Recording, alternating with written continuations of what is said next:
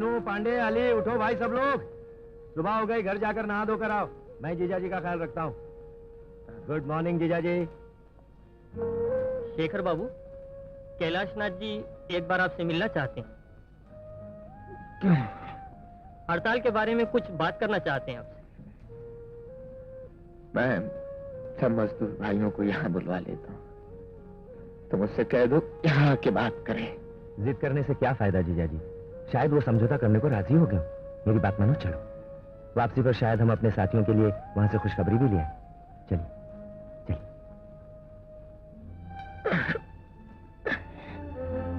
चलिए चलिए चलिए।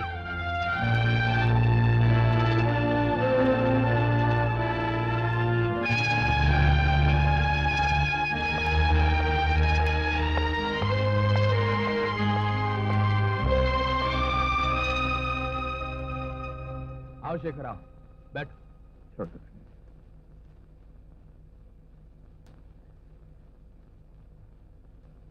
आप हमारी सारी मांगें पूरी करने को तैयार हैं? बिल्कुल।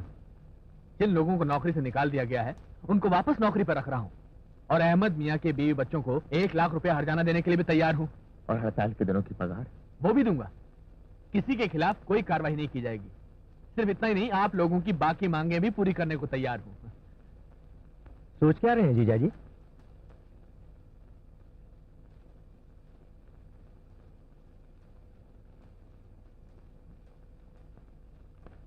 पहले आप दस्तखत कीजिए सेठ जी। ओके ओके, पहले मैं कर देता हूँ, उसमें क्या फर्क पड़ता है। लीजिए, आप खुश? मजदूर जिंदाबाद। चलिए सेठ जी, आज से हम और आप दोस्त बन गए फिर से। अरे अब देर किस बात की है, नींबू पानी मंगवा दीजिए। अरे हाँ। अरे बेटे शेखर, लो पियो।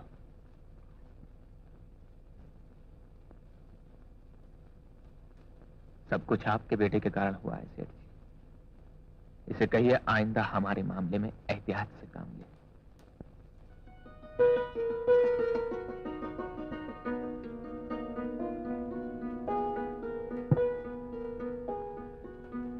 Good luck Shekhar. नमस्ते।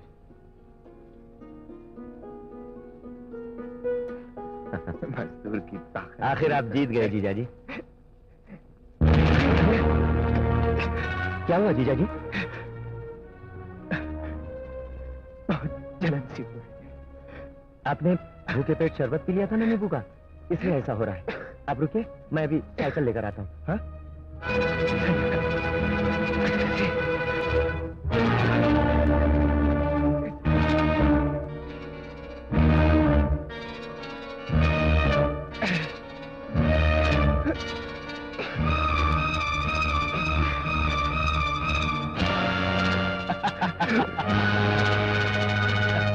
Shekhar, you are finished. नींबू के पानी में हमने जहर मिला दिया था। अब तू यहाँ का गेट पार करने से पहले मर जाएगा, और इस फैक्ट्री की मुसीबत भी हमेशा के लिए खत्म हो जाएगी। शैतान, लानत है तुझ पर। मुझे फख्र है कि मैंने जिस मकसद के लिए मरण व्रत धारण किया था, वो मकसद मैंने हासिल कर दिया है। अब तो केवल ये कागजात मुझे मजदूर भाइयों तक पहुंचाने हैं। उसके बाद अगर मुझे मौत भी आ गई तो मुझे गम नहीं, इससे वो पेपर छीन लो।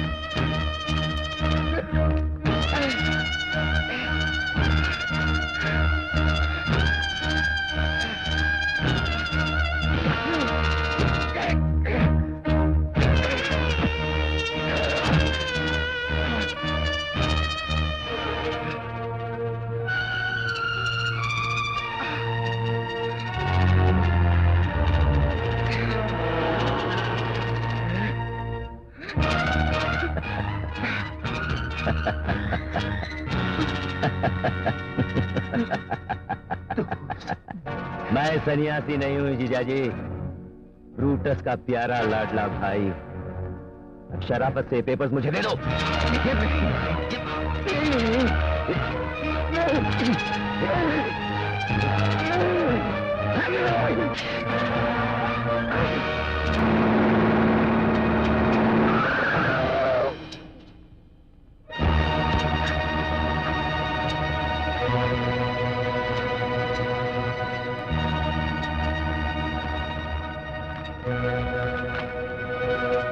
क्या?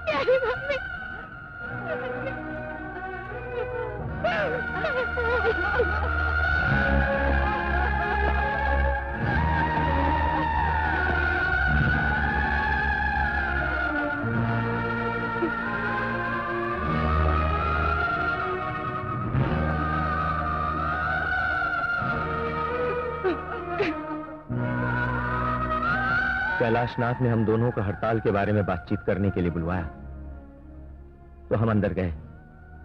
वहां उनसे कोई समझौता न हो सका। उससे मैं जीजाजी ऑफिस से निकलकर बाहर आ गए। मैंने उनसे कहा, आप काफी कमजोर हो गए, मेरे कंधे का सहारा लेकर चले, मगर नहीं माने। डगमगाते हुए आगे बढ़ गए कि अचानक उनका पैर फिसल गया और वो लॉरी के नीचे आ गए और जीजाजी वहीं खत्म हो गए।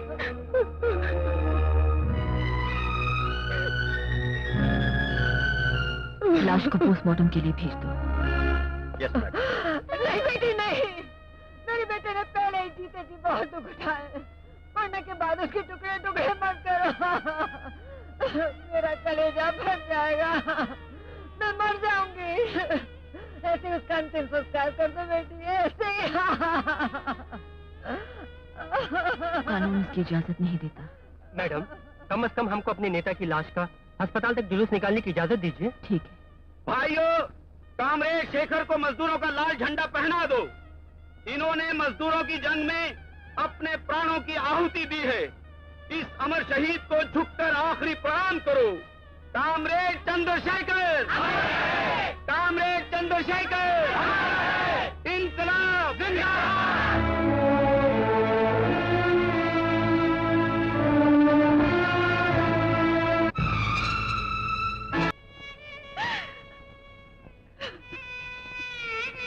क्या देखी, पागलों की तरह आंसू बहा रही है। अब इस बदनसीब की किस्मत में पागलपन भी नहीं है रवि। क्या जिंदगी है मेरी। मेरे सामने मेरे पति की लाश खून में लथपथ पड़ी थी और मुझे इतनी आजादी नहीं थी कि मैं उनकी लाश पर आंसू बहा सकूं। धीरज रखो दीदी, जीजाजी का सिर्फ शरीर हमें छोड़कर चला गया, लेकिन उनके आदर्श, उनकी सच्चाई के असूल हमारे दिलों में हमेशा जिंदा रहेंगे। जिन आदर्शों के लिए उन्होंने अपना खून बहाया, वही खून सारी जिंदगी तुम्हारे माथे पर सच्चाई की बिंदिया बनकर चमकेगा। उनके आदर्श तुम्हारी सांसों में जिंदा रहेंगे, उनके असूल तुम्हारी आत्मा को शक्ति देंगे, उनके कदमों के निशान तुम्हारे कदमों के साथ चलेंगे, उनके जज्बात इंसाफ की आवाज बनकर तुम्हारे दिल में गूंजते रहेंगे और यह गूंज तुम्हें सच्चाई की मंजिल तक पहुंचाएगी और यही गूंज पाप की जड़ें काटने में तुम्हारी मदद करेगी।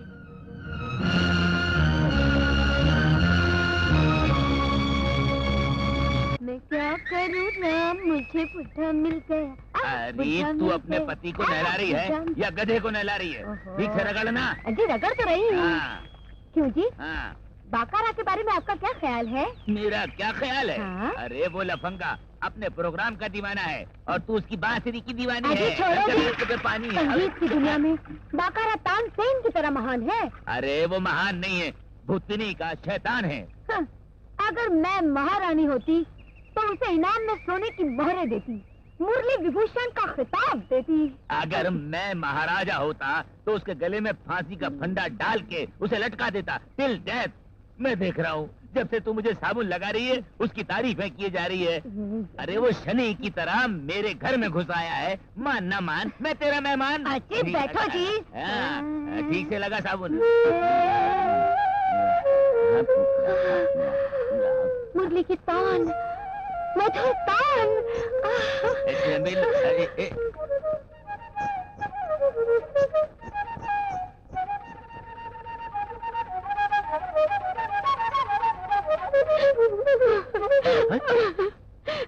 चमेलिया, तुम कब आई? जब से तुमने बजाना शुरू किया। बाकारा, हाँ। ये कौन सा रागा है? अनुरागा। इस अनुरागा का ताला कौन सा है? गोदरेज।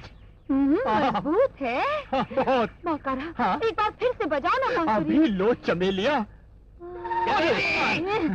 देखो, ये भाई साहब पागल भैंसे की तरह चिल्ला रहे हैं। कहीं वो मुझे गलत न समझ ले। तुम चली जाओ, अंदर चली जाओ चमेलिया। अलविदा, गुड बाय, शब बखैर। भाड़ में जाए तेरा ये संगीत का पागलपन। अरे मुझे नहलाते नहलाते छोड़कर तू यहाँ चली आई। आप नहीं जानते जी, बादाम वाली खीर में क्या मिठास होगी जो इनकी बांसुरी में है।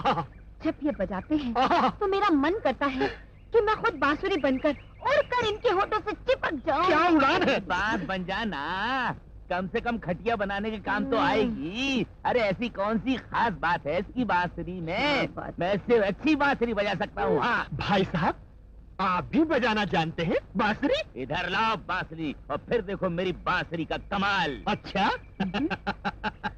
भाई साहब, ये लाठी नहीं है, बांसुरी है। हाँ, ये बांसुरी है। मुझे मालूम है ये बांसुरी है।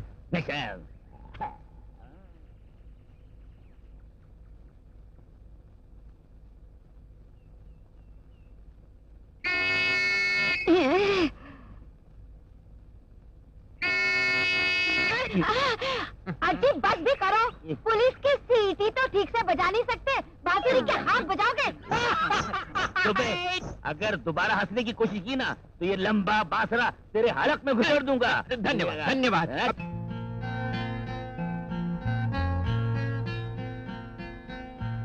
रवि, क्या बड़ों की दुश्मनी हमारे प्यार के रास्ते में रुकावट बन जाएगी? नहीं रेणु, जब भी मैं अपनी बहन की उजड़ी मांग देखता हूँ तो तुम्हारे बाप और अंकल के खिलाफ मेरा दिल नफरत की आग से चलकर भड़क उठता है। जी चाहता है इसी वक्त जाकर, लेकिन तुम्हारे खिलाफ मेरे दिल में ऐसी कोई भावना नहीं। रेणु, बहुत जल्दी हमारी शादी होने वाली है।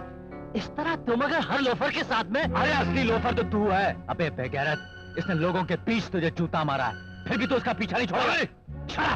वो शहर कोई और था, वहाँ मैं तुम्हारे साथ पढ़ने वाला एक मामूली स्टूडेंट था, मगर उस शहर में मैं चौरंगी लाल दो मुखिया का भाई हूँ। तो इस शहर में अगर चार मुखिया का भी भाई होता तो क्या कर लेता? अगर मैंने 24 घंटे के अंदर अंदर इस लड़की से शादी नहीं की तो मेरा नाम विक्रम नहीं। क्या कहा? तुम्हारा भाई मेरी भतीजे से प्यार करता है? हाँ, उतना प्यार करता है जितना एक नेता अपनी कुर्सी से प्यार करता है। आओ रेनू आओ। क्या बात है अंकल? कुछ नहीं रेनू, ये श्री चौरंगी लाल दो मुखिया हैं और ये इनके छोटे भाई विक्रम लाल। तुम इन्हें जानती हो? इनको तो नहीं जानती, लेकिन इनको तो बहुत अच्छी तरह जानती हूँ।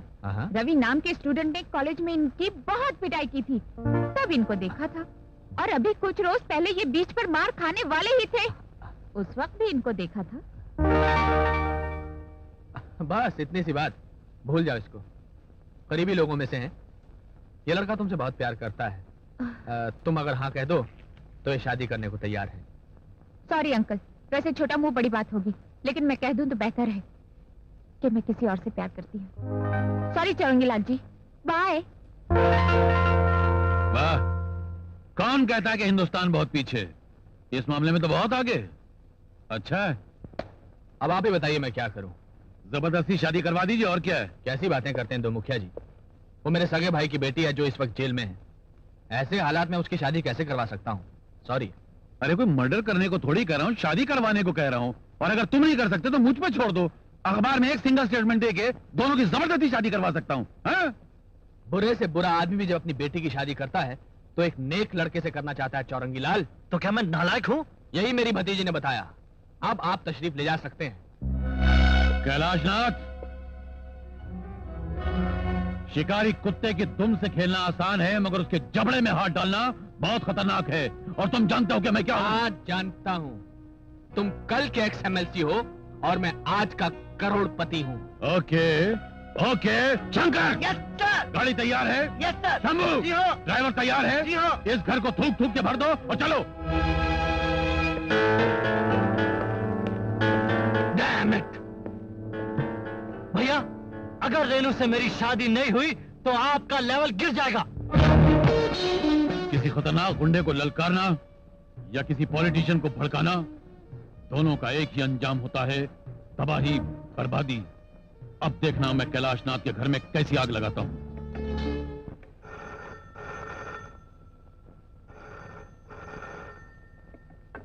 हेलो, नमस्ते इंस्पेक्टर साहिबा। आप कौन बोल रहे हैं? कानून की इज्जत करने वाला। आपके पति चंद्रशेखर लॉरी के नीचे आकर नहीं मरे थे, बल्कि उनका कत्ल किया गया था। आपको कैसे मालूम? फैक्ट्री का एक मामूली मजदूर सन्यासी राजा अचानक एक शराब की दुकान का मालिक कैसे बन गया? छानबीन कीजिए, खुद ब खुद पता चल जाएगा। साहब, ये खून करने का प्लान बनाने वाले भी आप ही थे और अब सर्कल इंस्पेक्टर को राज बताने वाले भी आप हैं। ये चक्कर क्या है? ये चक्कर नहीं, चक्रव्यूह है। जब तक कैलाशनाथ का पूरा खानदान मुसीबतों के चक्कर में फंसा रहेगा, तब तक वो मेरे जूतों तले दबे हुए बिच्छू की तरह बेबस रहेगा, वरना मौका मिलते ही सबसे पहले मुझको डस लेगा। इतना हरामी है वो। अच्छा, इसी डबल चालबाजी को राजनीति कहते हैं। राजनीति का मतलब जानते हो? ये शैतान की डिक्शनरी का शब्द है। इस राजनीति के 4 टुकड़े होते हैं, रा, ज, नी, ती।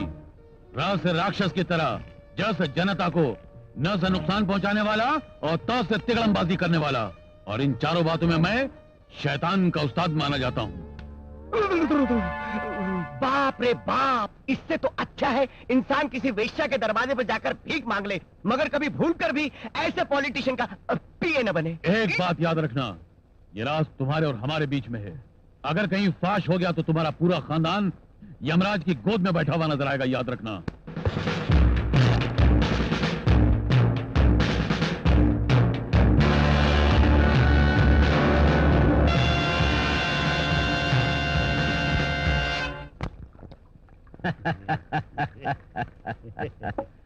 ये लो बलराम, सन्यासी राजा का स्पेशल माल, चढ़ाओ कटाकट।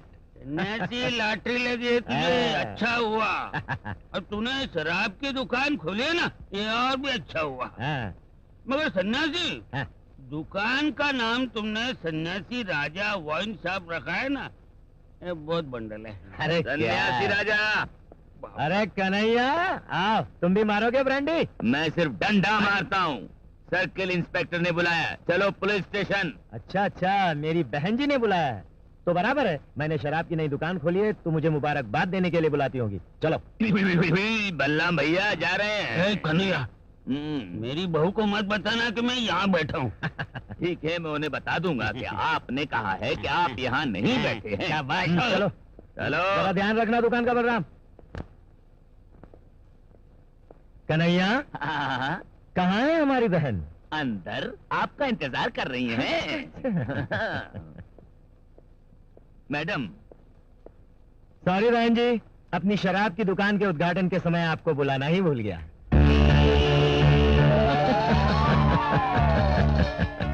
हैरत हो रही है ना बहन कि ये सन्यासी राजा अचानक साहूकार कैसे बन गया? कुछ नहीं, तकदीर आजमाने के लिए लॉटरी खरीदी थी, लग गई, 1 लाख का इनाम मिला, बस। बड़ी खुशी हुई।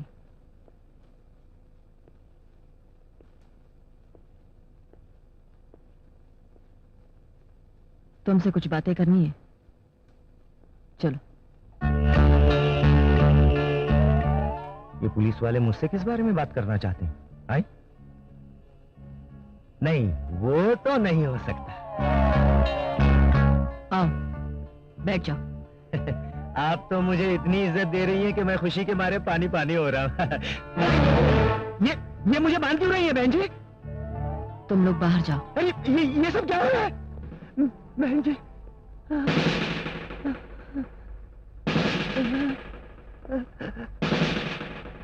उनकी मौत कैसे हुई? लॉरी के नीचे आकर। बहन जी, कोई भाई अपनी बहन की सुहाग को लुटाकर इतना खुश नहीं होता है। सिर्फ तुम जैसे खुदगर्ज और बिकाऊ खुश होते हैं। Come on tell me the truth. उनकी मौत की तुम अकेले गवाह हो। बोलो उनकी मौत कैसी हुई? लॉरी के नीचे आकर। सच सच बता, अचानक तेरे पास इतने रुपए कहाँ से आ गए? लॉटरी लगने से।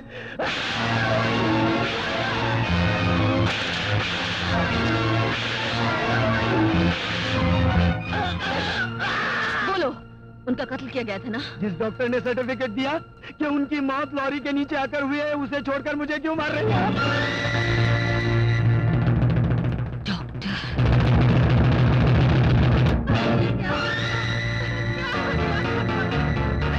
मेरी मां का सिंदूर तूने क्यों मिटा दिया?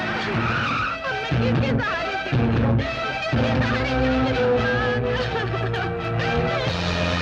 इनकी मौत कैसे हुई? नींद की गोलियां खाकर आत्महत्या कर ली। और ये चिट्ठी छोड़ गए। मेरी एक गलती के कारण एक मासूम की जान चली गई। मुझे अपने आप से नफरत हो गई। मेरा ज़मीर मुझे बार बार डसने लगा। इसलिए मैं धर्म और इंसाफ से डरकर आत्महत्या कर रहा हूँ।